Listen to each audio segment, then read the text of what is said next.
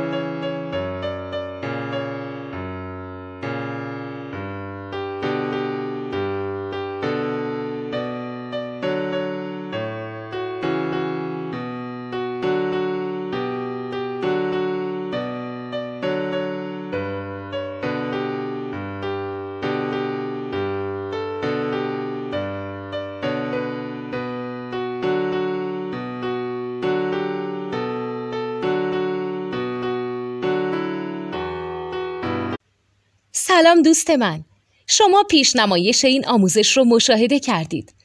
برای دیدن آموزش به صورت کامل میتونید به وبسایت نوت 2 که مرجع آموزش موسیقی هست مراجعه کنید.